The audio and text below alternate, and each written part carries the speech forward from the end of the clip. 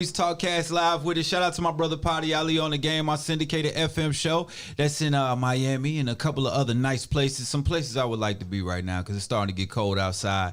But nobody I would better and rather be with right now. And I got some friends of the show, some friends of the family. These brothers are the dynamic duo of production. They've been killing it in the game. They in the sync game. They in the placement game. And they in the making you a hit game.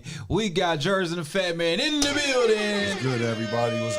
What's up, fellas? I'm coolin', man. Thank you for having us. Man, here, come on, real, bro. We Appreciate go back. We go back. Yeah, So they don't even know. right, man. So for those who are just getting acquainted with these two brothers, of course we're gonna talk about the game because it's got a lot of people that are interested in music, a lot of people that want to figure out, okay, how do I make money off of my talent, right? So that's definitely gonna be part of the conversation. But we gotta go back and take it back because, you know, when most people that have either music dreams or they had hoop dreams. Yeah, we had both. You had both. You know what I'm saying? So it's good to see you and your partner, meet you in person. I've been hearing about you for years because I've known Kev since we was in high school. Yeah. You know, and that's from, you know, met on the basketball court, then became friends, then met again in the music scene in Atlanta. I was doing music, had on tour with FYE. And you was holding these stores down. So I would end up in these different stores doing in-store signings, and you would have it all set up, and it was just doing a beautiful the regular thing. life and the music life at the same time. At the same time. Which is very possible. Yeah, so it's like you're meeting, you want your dream, right? Mm-hmm. But you find your hustles and you find success inside your dream. And that's what one of the things we're going to be talking about today is like, what does success really mean and how relative it can be based on your dreams? You know what I'm saying? So let's kind of kick it and before we start reminiscing, because that's going to take 3 hours, let's go ahead and talk about you guys and keep the focus on there for right now. And that's just for my own self, because me and you just go off on a tangent. So you guys meet in Jersey. Yeah. Right?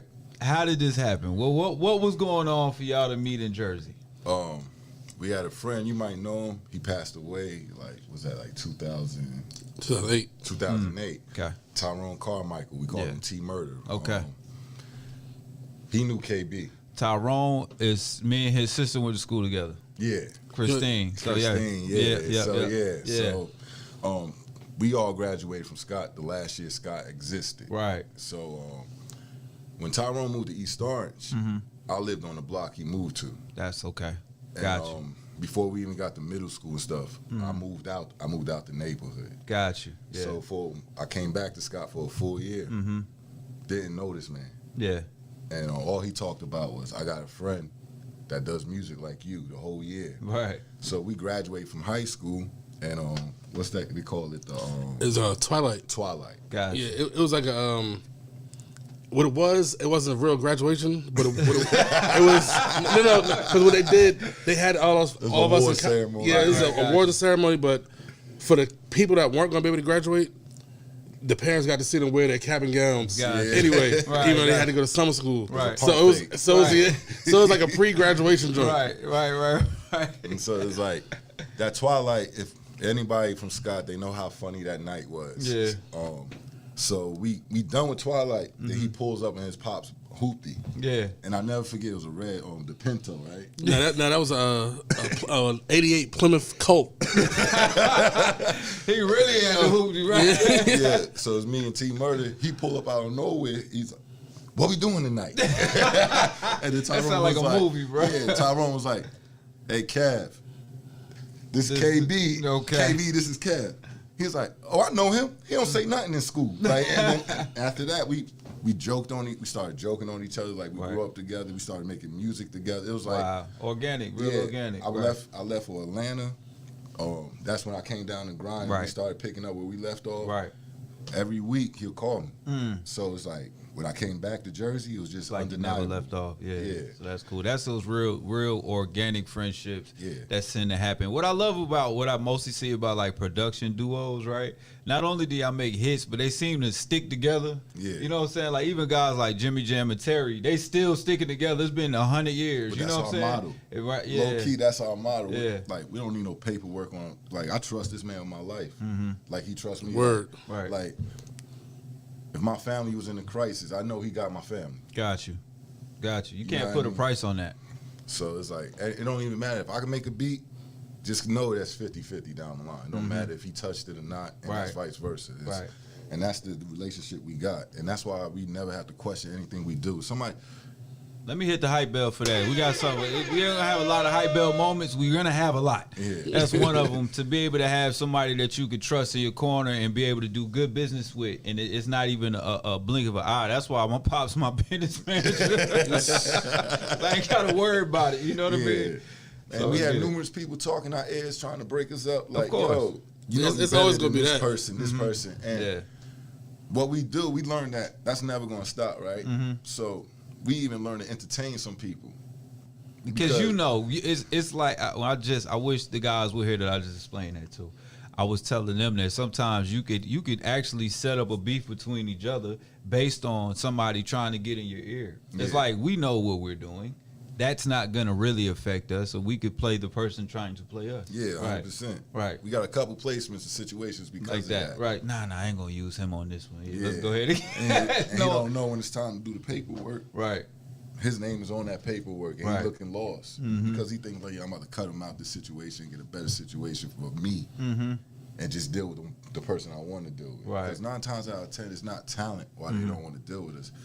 9 times out of 10 is because we question, like, we're not questioning their authority, but we got questions for the situation at hand. Right, you're supposed to. You're supposed to, and that's how you maintain integrity in the game. That's how you maintain good business. Yeah. Right. The people that don't have questions end up with those stories. It's like, oh, man, I got beat for this, or I didn't get this, or I don't have credits on this. Yeah, but nobody get beat for nothing in this business, and you and I know that. The reason why I say that is nobody's walking up to anybody putting a gun to their head saying, take this deal. Right. Sign this right now. Most cats, most business people, when they offer you paperwork, they'll tell you, get your own lawyers. Don't use our lawyers. Yeah. Get your own lawyers to go over the paperwork. And that lawyer might tell you, yo, B, this deal is bad, but they might be so hungry to get on, like, F it, I'm going to take it. Right. And the next go around going to get better. Right. But they don't understand, once you accept that next go around, they're going to do it even harder. It's like you dating somebody, right, and they not acting right from the beginning. But you like, okay, but they got potential. Nah, it don't work like that. Yeah. Right? It don't work like that. So I definitely get it, man. For those on the radio side tuned in, we appreciate y'all. Got Jerz and the Fat Man in the building. Dynamic duo. Killing it in the production game, the sync world. We're going to talk about that in a minute. We're trying to get a little history, you know what I'm saying, out the way to catch everybody up. So you guys meet in Jersey. You go away. You come back. Y'all lock in. So at this point, y'all come up with the name. How the heck did that happen? All right, so check it, right? So now when he left and went to Atlanta, he had a separate situation. Right.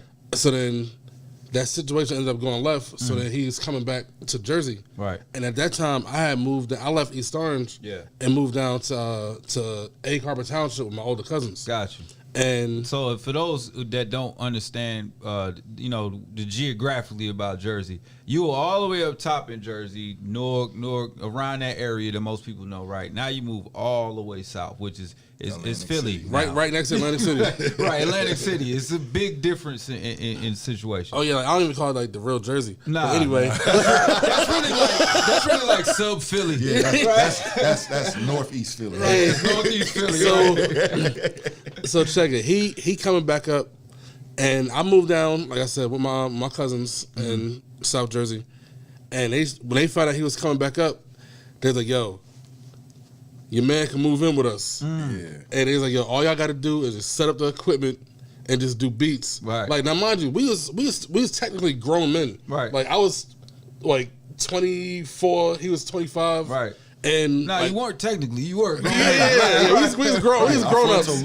But it's like the setup that my cousins had. Like, we didn't have to like pay no bills, like nothing. Mm-hmm. They just said make sure you don't keep the house straight, whatever. But it's like, how many people you know that's going move their younger cousin in and then let their homeboy move in too? They like, yo, just do beats. Right. Just do your passion. Just do what you do. Yeah. Right. So it's like, we was doing that, so they took us on a trip to San Fran. Okay, that changed our lives. And this is our first time ever going to Cali. These niggas, I can say, yeah, you good. Right. You did all right. It's fine. I was glad. We just talking. Keep going. They took us shopping and everything, like bought us outfits and shit before we went to Cali.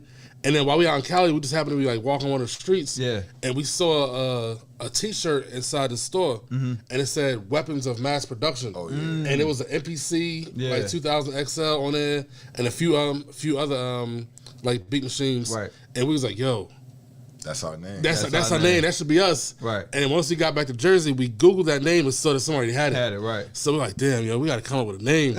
And while we sitting there chilling, this goofball over here. Nah. You got, before it happened, you said, what you said? Oh, yeah. So he was like, yo, we be Jerz and the Fat Man.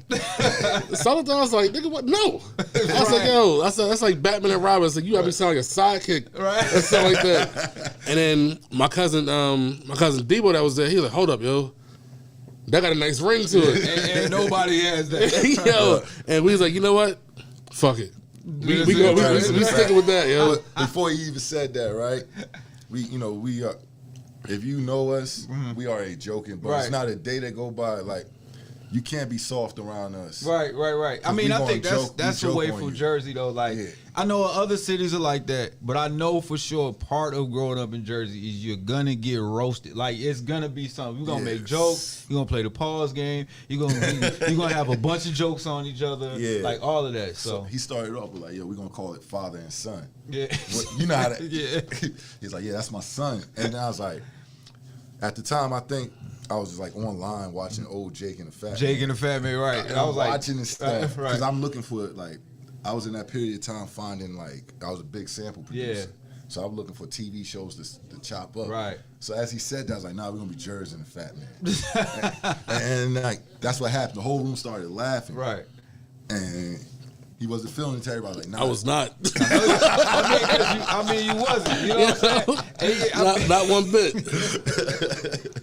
I got you. Yeah, so everybody, it just stuck. It's kind of like somebody having a nickname in the hood. They ain't giving themselves that nickname. Right. I mean, most of the stuff, like all the Ricos, the blacks in the hood, the Slims, you know what I'm saying? Yeah, the Fat Tonys, none of them, they was you know what I'm saying? None of them got. Or the dark-skinned homeboy, his nickname is light skin. Right, you know what I'm saying? So exactly. I got a real big homeboy, we call him Slim. Yeah. You know what I'm saying? So yeah, I get it. Yeah.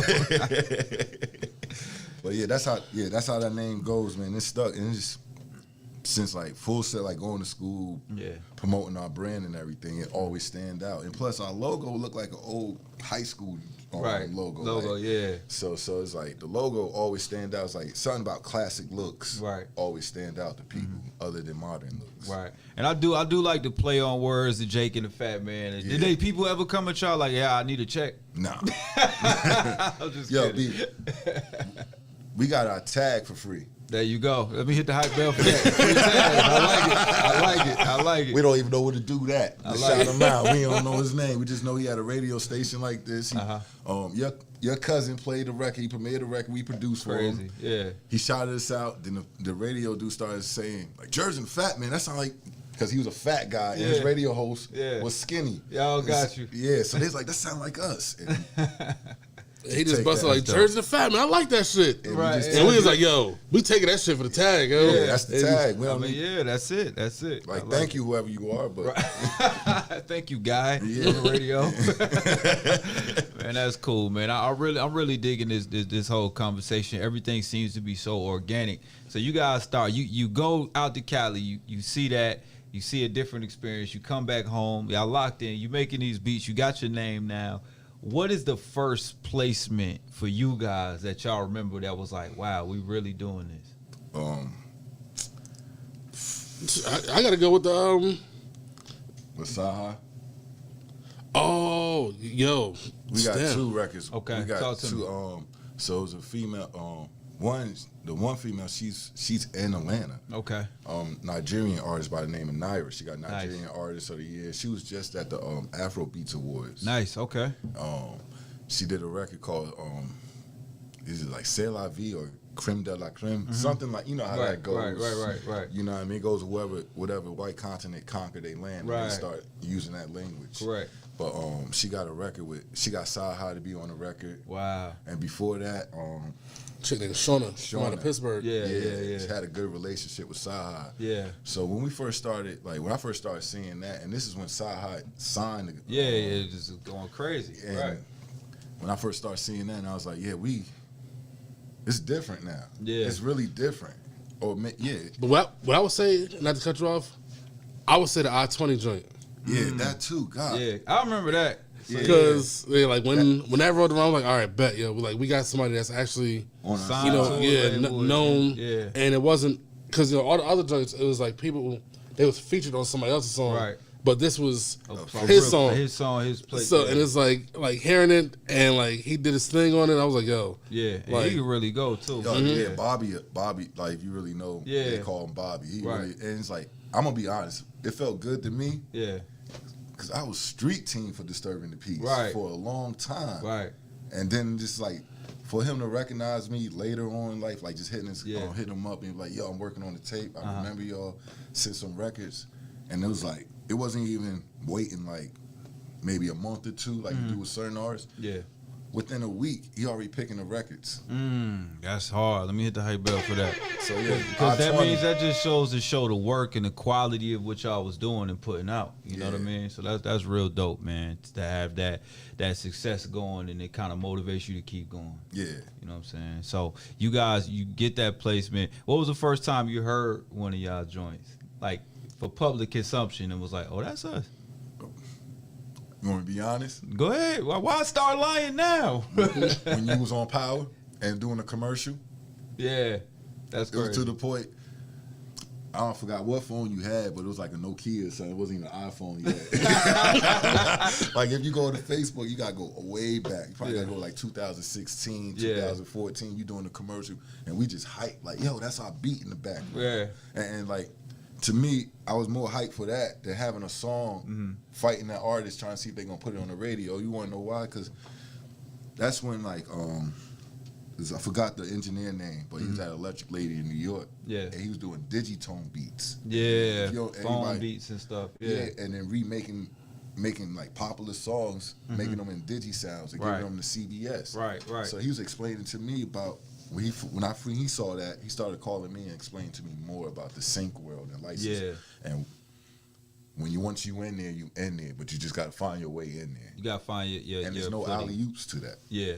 So that's what's up, man. So I appreciate being a part of the journey. Yeah. Right? You know what I'm saying? Not even knowing it till you just said it. You Yeah. know what I mean? So I definitely appreciate that. Yeah. And I was just doing it off of we cool. You know what I mean? You always been a solid pause as far as our relationship is, you know what I'm saying? Just Yeah. being a good dude and from our hoop, you know what I'm saying, hooping and then just being friends after that. Yeah. You know what I mean? 100%. So yeah, so that's dope, man. Let me hit the hype bell for that. Show myself some love.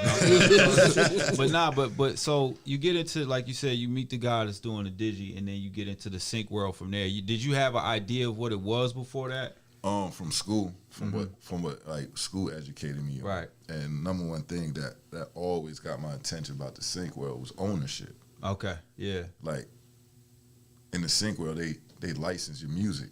See, like in a regular hip hop world, where the producer doesn't understand, I need y'all to listen up because it's free game right here. He about to start preaching. like even if an artist use your beat, he doesn't own that beat. Right. But a producer will give his rights away, like the artist owns the beat, give him masters and everything. Don't understand there's no difference in the sync world. These artists are licensing to use your beat, whether it's exclusive or non-exclusive. Right. But you got to know your business to know that part. Like, you own 50% of that song. Amen. Right. I mean, if you look at just as simple as split sheet is gonna say that. Yeah. You know what I mean? So what he's talking about right now is how to break down, not all the way, but a little bit about royalties and licenses, ownership of the music. And my guy Capriccio says it all the time. It's a small word music, bigger word business. And that's where things start to make sense. You know what I mean? So what you're talking about right now is I can give an artist, I'm not really giving an artist, but an artist is utilizing my beat, right, as a producer. I still own that half because without the beat, you know, there is no song. It's just words. But without the words, it's just a track, right? Yeah. So you still own it. You know what I mean? You still own it. So so now you're talking about licensing. You're basically like leasing something to someone, or you're letting them use it for a period of time. Yeah. Got you. So because we try not to sell none of our rights. Like, not try, we don't. Right. To be honest with you, because a record might just do maybe like 500, not even 500,000, just do 500 this year. But like 5 years from now, that record get picked up by some company. And you've been seeing that too lately. You've been seeing that a lot lately with artists. So a lot of the artists now are using songs from the 90s or late 80s, and not even samples, full out production. Records, I want that beat, and I want to do what I did to that beat. Now, as a producer, if you still own that track, you eating? Twice. Yeah. I got you. So you guys was like, nah, we're not selling anything. Nah, it's like once you taught the game, you'd be a fool not to use it. You know what I mean? It's like and the reason why I say that is because there's a lot of fools in every business. Right. Not just because it's easy to go on a computer and go to YouTube University and this information is free. Mine is somebody paying maybe $100,000 for a person to sit in front of a classroom full of 50 kids to tell them the same thing. Yeah. But, you know, most people, they don't have the spirit to get up and do it themselves, but they have the spirit to do what they told to do. So it's the difference between a worker and an owner when it comes to it. Right. But this information, like even what I'm saying right now, all this stuff is always free. Yeah. Like that's like somebody coming up to you like, hey, I want to do what you do. I want a podcast. How did you get into it? Right. And you telling them, hey, bro, this is the way I did it, but that's not. There's no clear cut path. Yeah, and they're like, go on YouTube. Now some people might think you're being funny. But it's the way we did it. So it's like, okay, I went to school for that, yes. Then I went on YouTube, and then I paid to sit in somebody's studio, and then I interned, and then I did this, and I did that. It's like you can't put a price on that. So how can I tell you how I want? It's almost impossible. Yeah. Right, because I can't put a price tag, or nor can I put a game plan together, not sleeping for 3 or 4 days trying to figure something out through the night. Yeah. You know what I mean? So that's hard to do, man. Right. Like the worst question to ask anybody is how they did it. Right. Because you're going 9 times out of 10 the answer you get. You're going to get 20 answers from the same person. Like you got 10 radio people, how they get on, they're going to get 20 different answers. Yeah, everybody's path is always different. Right. Same with y'all. So I guarantee you get a lot. Well, how do I get in the sync? Yeah. And it's not a cookie cut answer. You know, number one question is, what website did you submit your music to? Was it taxi.com? Did you did it through United Masters? And then we'd be like, bro, as long as I've been doing the same thing, I never got a placement through any of those music libraries. Not saying that people don't get music placed through there, but our story is not through them. Right. It's building relationships with people and just being in their faces. Like, kid you not, a couple years ago, he took a chance and went to the Revolt. That was in Atlanta, right? He came down here for the Revolt. And out of nowhere, both of our pages are getting blown out. Because Diddy just posted a picture of him talking to this man. Wow. You don't know what they was talking about. But it's Diddy doing the talking. Right. And you're a producer, so it just looked like it made sense. Yeah, like he like literally in his ear like this. And everybody like, yo, I know KB. Like, you know, the whole hood is hitting us up like, yo, we know it. Right. And then it's like, anytime they see something and they think it's something, they start reacting. Yep. But every time we do something, we know it's something, they don't react. Right. Same as what we was talking about earlier. Like, I know I'm about to pop off because of radio. Meanwhile, the chicken's getting 500,000 views. So I get it. I definitely get it. On the radio side, once again, just keeping y'all up. We got Jerz and the Fat Man. We talking about their production journey. And what's going on? Man, it's just dope to see you guys winning in that space. Yeah. And to be shedding these business ideas and business tips. Because that keeps you right. Yeah. You know what I mean? So how important is it? What you answered earlier, but we got some guys in the room that just walked in and they need to hear that message. How important is it to be on the same page with your partner and your business partner? It's very important. It's not even about being on the same page. It's more about understanding who your personnel that you're working with. Like he'll tell you, it's a bunch of things I do he don't get down with. Right. And it's vice versa. Right. But it's understanding who you working with. I guarantee you, like Biggs and Dame Dash. Right. You know what I mean? Because they started rock. Right. A lot of people don't even know that. Yeah, we know that. Yeah, but I get it. Biggs and Dame Dash, you know, they probably collided. They have two totally different personalities. Both alpha, but two totally different personalities. So, yeah. Right. It's like, because a lot of people ask how me and this guy click, because we're totally opposite. Right. Like, he gonna go on Instagram or Facebook, let it be known how you feel. He gonna show the music, show what we doing. Me, I ain't saying nothing to nobody on social media. Right. I don't care. I seen you dunk on people and not even say nothing about it. I was in the back yelling like, yeah, that's my man. That's blah, blah, blah. He just run down the court and play D. You want to know why though? I'm gonna keep it 100. Playing basketball is like character development. Right, exactly. But I did that because all of y'all play basketball. Right. I wasn't trying to be the big for nothing homeboy to walk through the neighborhood. I just did music. Right. If we all sitting down right now, it's do like 7 threes. like you already know, like it's just like that in Jersey. Yeah. It's like even if you're not good in sports and you can play sports and the rest of your homeboys are good in sports, you gonna play because you're gonna end up being in the house doing nothing the whole day. You either gonna play sports. Unfortunately, for a young black man in Jersey, you're gonna play sports, do music, or you're gonna be on the corner. Yeah. Right. You're going to find yourself in the way to be getting in trouble. Or if you study Islam, you might be working at Grandpa Fish Store on 4th Avenue. Right, that's it. Right. You're going to be down on 4th Avenue with the bean pies. You know what I'm saying? Well, it's going to be one of those things. Hey, yo, is there anybody out here with bean pies? It is a couple. We're going to make some calls when we get out of here. I need a bean pie bad as hell. My God, that's what I'm talking about. We're going to plug you with the bean pie. Look, Pops is back there probably making the call right now. If they do the half and half, I'm with it. The bean pie, sweet potato pie. There you go. See, now you talking. He got him on the line. There we go. Hey, look, see, being on the same page as your partner. You know what I'm saying?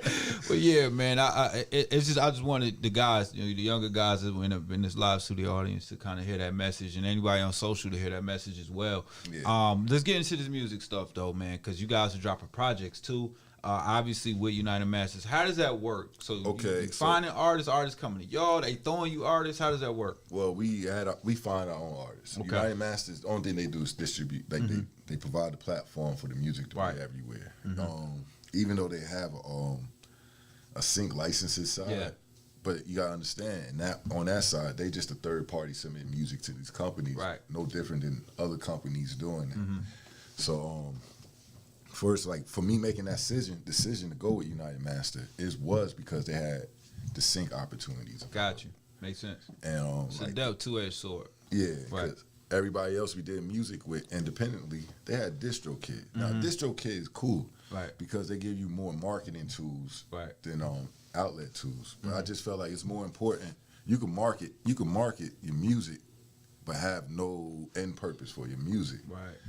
Having that sync opportunities gave us a purpose for making these records. So it's no longer just like getting up with an artist and I'm just making a record and hopefully this pop. Look, we can make this record.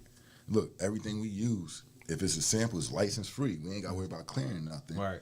And we could just automatically submit it to these people. Now, if they pick it up, guess what? They promoting our record without us putting $1 in. And the money we get back, we either put it back in your pocket or you put it back into promoting the record to keep it going. Right. So you are in reality, not just able to live out your artist dreams, right? They can come and make these songs and they can put them out and try to, promote them and get these records actually quote unquote sold through the distribution. But on the flip side, you got an opportunity to sell to Power or Stars or HBO or the Burger King or to NBA Live or whatever game is popping. Yeah. That's tough. Let me hit the hype bell for that. I like it. So with some of these projects you guys are putting together, because I've seen a few recently you drop. Is that the goal? Is like to do that, just that? No. The reason why we dropping the records, it's a reason. It's like we producers. We're not trying to be a record label. Right. If anything, we trying to be a production camp where cats can come and make music. We build the music up. But we're not trying to be in charge of nobody's publishing or nothing. That's a lot of responsibility. It is. So it's like the reason why we putting out all these records. Now we got placements with Tyler Perry Productions on the show All the Queen's Men. We're not just gonna breeze past that. He's not just gonna say things and then we're not gonna get that bill, all right? So you got production on a Tyler Perry situation. So that's huge. Yeah, man, that's a blessing, B, because first the song they picked, that song was recorded 3 years before they even picked it. So the artist that we work with, like, he even moved to Cali, moved back to Orlando. He's from D.C. Right. Now he's back in California, which his name is Jack Wan. Gotcha. Shout out to Daquan. Yeah. And so it's like when I started doing research after the placement, right, and started understanding more how to get more on the more radars of different music supervisors. Gotcha. One thing is they're going to look up, if the record is a big thing on the TV show, guess what? They're going to Shazam it. I talked to that with Case about that, because Case is the king of making a record that's hard for a movie soundtrack, and then it turns to a single, or vice versa. Yeah, right. So it's like after they Shazam it, this guy's go or that woman, whoever they are, whatever pronoun they like to be. Right. You gotta be. I got you. Nowadays. Yeah, you got politically correct. Right. Cracking up. They gonna start researching. Right. Okay. That's why a situation like what Russ did worked on his behalf. Because once you get on these people's radar, they're going to start clicking and clicking and clicking. Yeah. Now, if you don't got enough clicks, they're going to forget about you. Or if you're not always updating. Right. Because it might be a song you haven't submitted to them, but it's on all streaming platforms. Right. They're going to, hey, what's up with this record? Right. Oh, it's available. And then you get the business done. So it's like, we have to keep putting out records at the same time to show how relevant we are. And it's not just it's not an offshoot or one time thing. Yeah. This is what you guys do. It's a factory. Yeah. Right. We are machines. Like if Right. we had some of the writers with us, they'll tell you, me and this guy probably make a new beat every day. Right. And they still working on a beat from like August or March. Yeah. And we updating beats. But we also at the same time, we always looking for writers that understand the business of sync and understand the difference between sync and being an artist. Right. Knowing like, because when you're doing the sync world, it don't matter. Your image don't matter. Yeah, and that's what I love about the sync world. I don't have to compete with whoever throwing $1 million in the club. I don't have to be out here. And now that almost seems and I hate it, but it's reality in the hip hop world. You see all these artists taking L's.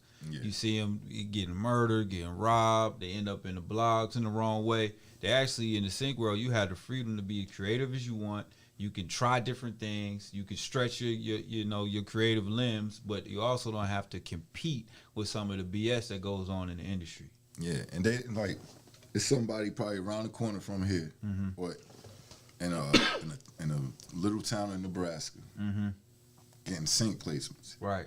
And he a farmer or she a farmer. Yeah. And they don't have to be the hottest in Atlanta or you know what I'm saying, or coming out of Brooklyn or somewhere. Yeah. And then that sync joint, it's like once it gets like if a show get re-syndicated, that's a whole different license. Right. Pardon me. You good? Good. He get excited thinking about all the placements. like, he coughing about the money. He got him choked up. What that bottle of water? Oh, we got you. We got you. Please. Yeah, a lot of He people get hot thinking about the money. It's blood boy.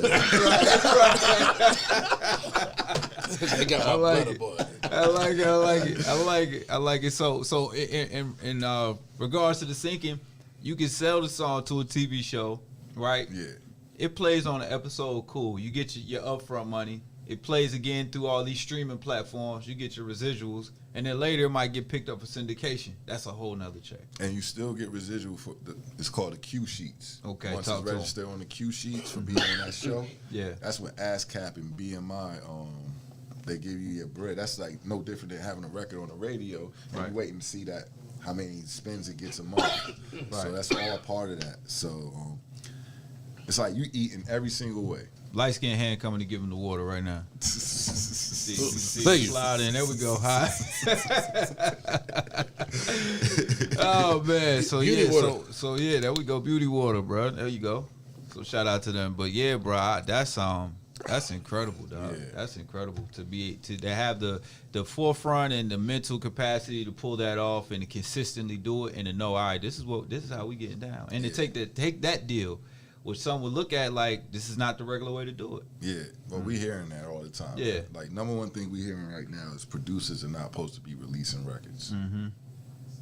But when I think about it, Well, that's the game. Timbaland put out artists. Yeah, he did. Diddy's a producer. He put out artists. Yeah. You understand what I'm saying? Well, I think the more consistent and bigger acts, especially in the world of hip hop, right? Because that's what we're gonna talk about, have been production-based artists. Snoop, right? Yeah. It's Dre. Dre. Eminem, Dre. 50. Camp, See? same camp, right? Biggie, That's Diddy. Yeah. Pac. Pac was Pac, but Pac was really Pac when he was produced by who? Dre. Exactly. So you have that quality of underneath, and then you got the artist on top that's also quality, but is being put out by a nice product. Yeah. And I think that's where the win is. Yeah. Right. So I can see where labels wouldn't want you to think that. You know what I'm saying? I can see where the industry might be like, yeah, we shouldn't do that, because then that kind of takes the control from them. Because the creatives start working with each other and doing business, then it makes it a little dangerous game. Yeah, right. But that's what it's getting to. Right. That's what, and I'll say it started with with Wiz, that era, Wiz and with homeboy that passed away, the white boy. Yeah. Mac Miller. Yeah, Mac Miller. Yeah. So they're the first era like showing that for real, and then they did it so big that people thinking they did it independent, but these big labels started a whole different department in their label just to work with independent artists, like, and giving them 50-50 ventures and stuff like that. And because they knew, like, labels knew that's what it was heading to. Correct. Yeah. People want to own their stuff more than just give it away or lease it away for some time and wonder if I'm gonna ever get back what I'm supposed to get, because you made everything off of it already. Right. And that's how that goes with that situation. Got you. So where have you been seeing more placements recently as far as the sync wise? Has it been like video games or all? Because I see like tons of independent streaming networks and platforms. I'm gonna say like Tubi. That. Tubi? Like Tubi got all the good hood movies. like those platforms like Tubi, like Netflix is starting to get heavy on it now. Okay. When they looking for more independent like filmmakers to put their stuff on there. Right. But like what's that? Was Epics? Yeah, Epics. Yeah. Like, because every time you go on there, there's a new one that says everything that's not on Netflix is on our website. Yeah. And they. So, and like all those places, even HBO Max is getting hit, because you see HBO Max is bringing in all them good, I used to call them the UPN 9 era. The Omars. The Omars. Yeah. So it's like HBO Max, you go on there as Martin, Living Single. Yep. All those stuff was on UPN. Different Fox World, and all that, UPN 9. Yep. So it's like, only thing they missing, and I think they're not going to do it, but I think it would be dope if they put the Cosby Show up there, because besides what you feel about that person, that showed positive black structure. It's like I feel like Blackish was a Cosby Show 2.0. It really, yep, absolutely, yeah. So and then it's like Grownish is Different World 2.0. Right. Or now it's 2.3 because they're using Junior. Hey, I watched the show. And this is like Different World. It's almost like I watched it too. Oh, all right. I feel good. Like, don't leave me out. Hey, I watch it right off your Hulu account. Hey, look. So do y'all watch shows that y'all have placements on to get the numbers up? No. Hit the hype bell for the cheat code. Hey, man, I'm gonna get all y'all some advice too, especially on the artist side, right? If you go into a Def Jam building or any Universal building, if you go to any official label building, you're going to hear that official label playlist. And that official playlist never turns off. Even when they turn the lights off to the building, that playlist is still playing. Right. Look at all the TVs. Look what's on right now. Yeah. That's running it up. They running it up. You feel me? I mean, you have to support your own product. Like, if I personally, not anymore, obviously, but I personally wouldn't get a haircut from an artist, from a barber whose hair isn't done. Like, I want to see, you know what I'm saying? So why wouldn't a label play their artist music and stuff like that? Because they know what's going on. So I definitely get it, man. Yeah, they play 128 times to get that dollar. There we go. There we go. 78 on title. There we go. There you go. See, look at the numbers. That's why I love title, man. Because they pay a little more. You know what I'm saying? Pay a little more. For the high def, right? Right. Exactly, man. I like it. I like the information you guys, you brothers, are spreading, because it's stuff that a lot of the people that are watching need to know. Yeah. You know what I'm saying? Let's talk about a little bit early. Let's go back a little bit. These tours, NBA Jam Tour. Tell me about it. Tell me about how did you get on it, and then let's talk about some wild stuff that happened on the tour. So our mutual homeboy, Brandon Smith. Shout out my boy. That's who. I think the first person that made a call for me for Red Bull. So I shout out to Brandon. AKA, I call him Billy, because back in the day, he said he like Billy Blanks, and he also like Blair Underwood. I know Blair Underwood and Billy Blanks all the time. He does, but none of them can shoot a three ball like my boy though. Yeah. So he hit me up. And this is like right after I got right before I was about to get married in 2010. Yeah.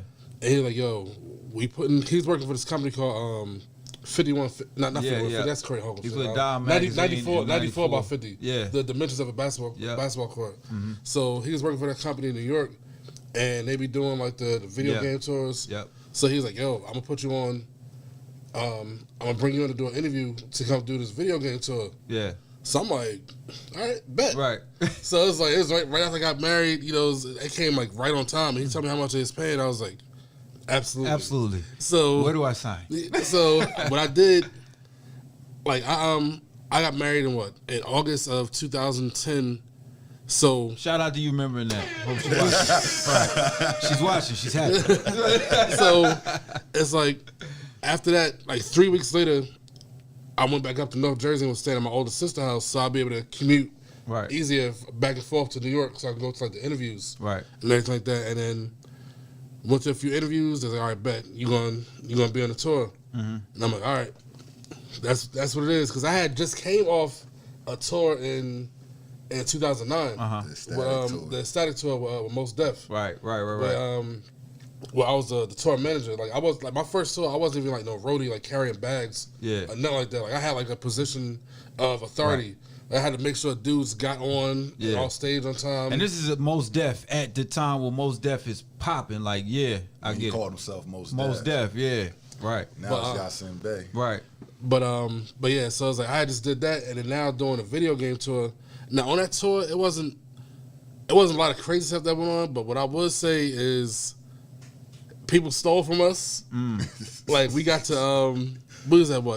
I think North Carolina A&T or something. Now with the NBA Jam tour, what it was, we was going around promoting a video game, and we had like a big trailer that had all the gaming systems on there. Like people could come and play. It was either like a PlayStation or it was a Nintendo Wii. Yeah. So when we got to North Carolina A&T, one of these little niggas stole the whole console out the truck.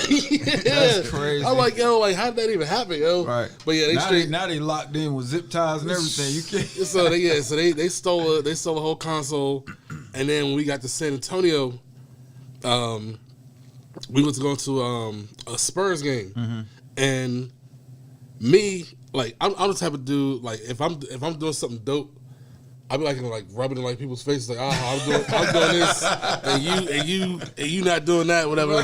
So I was like, you know what? Let me go get my laptop from out the van, and bring it inside the game so I could make a video how I'm getting paid to be at the Spurs game for free or whatever. So I was happy I did that, because when we came out that game, like they popped a lock to the van, and they stole my homeboy Eric, they stole like all his belongings. Yeah. And I'm like, yo, I'm so happy that I got my laptop out, because they had all of our beats on there. And I would have been devastated if that laptop would have been taken away with all the beats on there that we worked so hard to do. That'd be they had like a Texas and the Slim Man or something like that. It's been the bootleg version of y'all out in Dallas, out in San Antonio. We be looking like old boy when he was in Europe, and he was looking. Hey man, I got $1 million. That's crazy. Yeah, I got $1 million. But you ain't gonna tell him how you found Nemo on that tour? Yeah, shut up. Nah, he talking about, so we was at Golden Corral, and they had the fish and the buffet. Yeah. So I sat up there. Like I fish to the bone. So, tore that fish up. All you saw was the bones, like like in the cartoon. Yeah, like exactly like the cartoon, yo. Like you see the picture of me. You earning that name, bro. You earning the name. It's nothing but the bones, yo. Found Nemo. That was crazy, bro.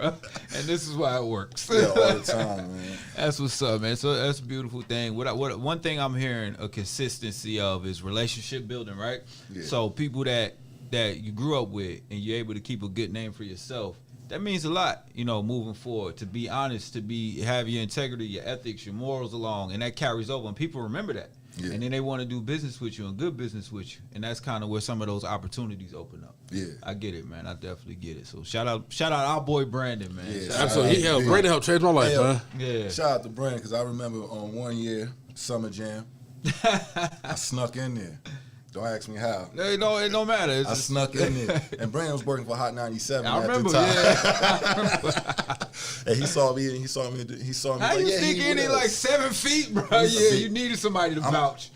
I used to work for the record labels. Yeah. So you know how many people come there in the beginning before they start letting people in. Listen, bro, up. I've been there. So like a year I was not working at Hot 107.9. I was backstage at Birthday Bash. Yeah. And everybody was just like, oh yeah, that's him. He's cool. So I'm just moving around until the GM was like, how you get back here?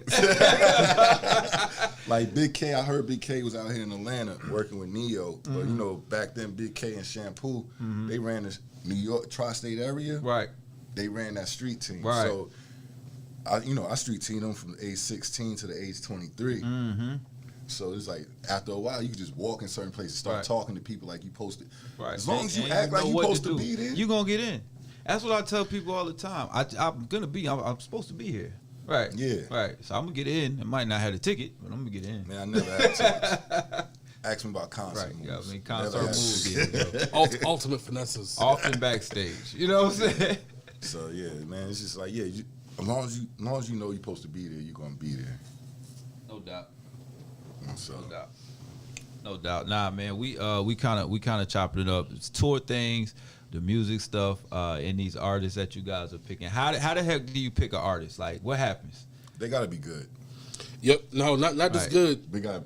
They got to be good, and they got to know what they doing, and they got to be serious about what they doing. Because there's a lot of people that do music, and they ain't serious about it and don't know the business. Yeah. Okay. So like we only want to rock with people because like we got a whole bunch of homeboys, Right, they you know, wanna that do rap it. and shit like that. But it's Right. like if you're not out here like really hungry, we not coming to you like, hey, we got these opportunities. It's like nah, we going to the person that's hungry, that's out here grinding, Right. you know, trying to get it, and that knows the ins and outs of how the business works. Right. It's gonna reflect on you guys at the end of the day. Yeah. So you get with these artists that, you know, they got these hip hop dreams, but they may not have the passion to learn about the business as well as finish a project, as well as put it out, as well as to push it. So yeah, I get what you're saying. And I get what you're saying. my biggest thing is self-efficient.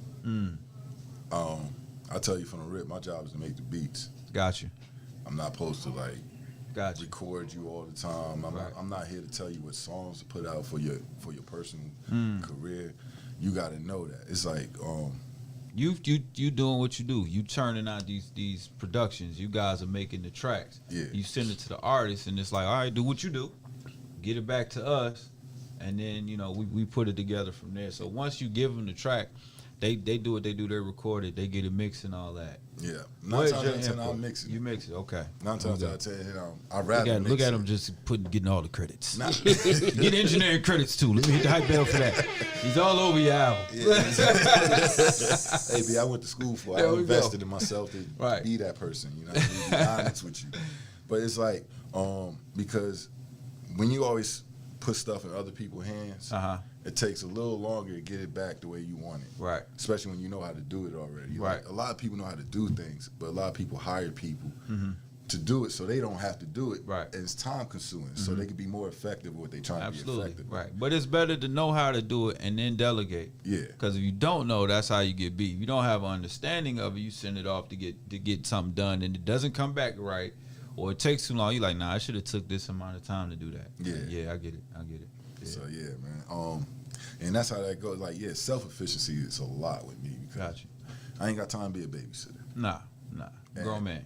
And what? And like, That part. Got your own kids. Like, yeah, that's just- I not yet. I mean, but you know what I mean. Like, I got my own stuff going on. You know what I mean? And when they finally realize me and this man have no say-so where records is picked, Yeah. they start understanding, like, I just got to make music. Yeah. Because before, like, hey, what you think of this record? And my response was like, it don't matter what I think. Yeah. Yeah, it matters what they think.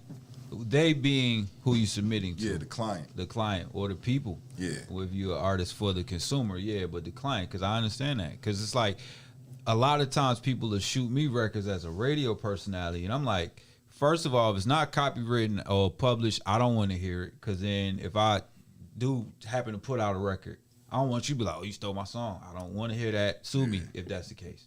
And if you got your stuff in order, it'll work. I don't steal anyway, so I ain't worried about it. 100%. But the second thing is, it doesn't matter what I like, Because at the end of the day, I might not like the top 10 records is the hottest records out right now. But if they work, they work. Yeah. You know what I'm saying? That's what the people decide. That's cool.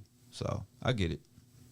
That's what's up, man. So, man, I appreciate y'all taking the time to chop it up with us, bro. Y'all done share all this game. Tell us what the projects y'all got out right now, what's coming up, and what should we be listening out for? We got a lot of records out. We got millions of records. First and foremost, our first placement, like we got the record Overcast by Jack Quan. You can just look up Jerz and the Fat Man on all platforms. Right. Wherever you listen to music. You can even listen to TikTok. If you just listen to music on TikTok, just type in Jerz and the Fat Man. That's what's up. Now, hey, look, so from now on, 90% of my videos, the chicken videos, have Jerz and the Fat Man production behind it. Saying it right here on air, right here. That's it. And we just it's an artist from DC, 2 artists from DC actually. The first one was Sino Rude Boy. He stays in Atlanta. He did a project called Project 301. Dope. It was really a short film, and all the music coexists with the short film. Makes sense. To make sense, yeah, kind of like Streets is Watching. Gotcha. And another art, LB 1990X. The album we worked on is like real. It's a real personal album. Okay. The young man lost his mother and his stepfather. Wow. 3 months apart from cancer. Oh man, yeah. So a situation like that man should have broke down when most people would have. But he got himself together, got back to the music, and he made a project called Life Goes On.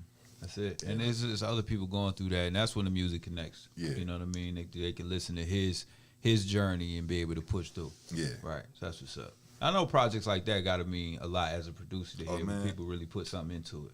The record, the biggest record on that project, people had to hold back from crying in the studio because we did that project in 1 week. Yeah. And a record he did called Lulu, he was just like, he couldn't. You ever listen to Beanie? Yeah. And what song is that? The Truth. Mama, where Daddy, where have you been? Yeah. And you hear Beanie just Pouring sniffing it out, yeah. But he's trying to still rap and not be soft. And like, it was to the point where people like, yo, it's all right. Yeah. It's okay, because this is a real thing you're going through. It's just, I always tell people music's not personal, but it just connects to personal things in your life. Yeah. So when you're a creator, when you understand it's not personal, but it will connect to people on personal matters. You understand how to make music better. Right. I appreciate you saying music is not personal, because when you take it personal, it is hard to do. It's hard because you're going to have critics. You're going to have people telling you how to make a better quality sound, or maybe where a trend might be going. And if it's too personal, then what happens? You can't pivot. You can't be fluid. You know what I'm saying? So when you can't be fluid, you can't win. And then especially as a production duo, you're not going to agree with everything your partner says. Yeah. You know what I mean? But if it's not taking it personal, it's business. Yeah, it's I'm trying to get him to do diet beats right now. What? Less 808s. He like, I want the thump. He want them beats heavy. I ain't mad at that, right? I got you, man. I got you. That's what's up. So, as far as if people want to get in touch with you guys, they want to see and shoot their shot as far as to try to get some production, how do they do that? First and foremost, you could talk to us, but nothing flies without talking to our management. There we go. And then that's where you got to have that stepstone. Yeah. You know what I'm saying? Call Pops, don't call me. Yeah, it's like we can talk to you about beats all day. Then, another thing with me, this is my practice now. I don't seek nobody that's not seeking me. Got you. First and foremost, it's a different conversation. So it's like, hypothetically speaking, you still being an artist, and you see Jerz and the Fat Man. Now you come to me, Jerz, I want to work with you. Right. I bet. Yeah. I'll be happy to work with you, but contact my manager. Right. And I'm not chasing the artist. I'm not chasing this name so they can say, oh, yeah, and then that doesn't happen. Yeah. Because if I come to you, like, yo, I'm trying to work with you, you dope. Yeah. Come to the studio, play some beats. Right. I ain't paying you for no beats. Like, you're in position to act like that instead of doing correct business. But it's not just producers. Artists put themselves at a disadvantage with these people.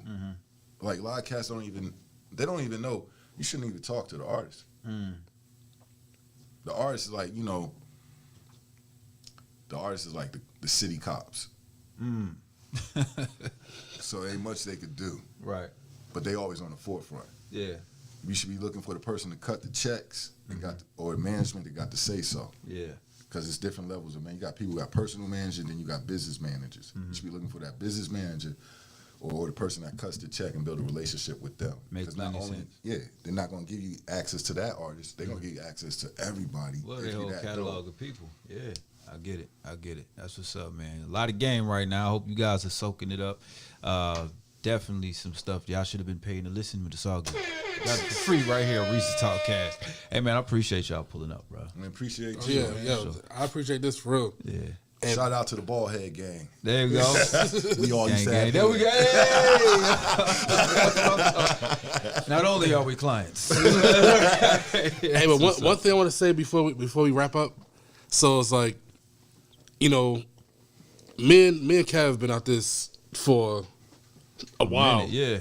We it's been a lot of heartbreaks, disappointments. You know, when you think you're gonna be in a certain spot at a certain time or by like a certain age, it's like it just doesn't pan out that way. Yeah. But it's like a lot of people in our position, they would have given up on like their dream, and it's like we're a true testament on how not giving up, you know, pays off. Like no matter how old you are, because like we 38, 39, we pushing 40. We closer to 40 than we are.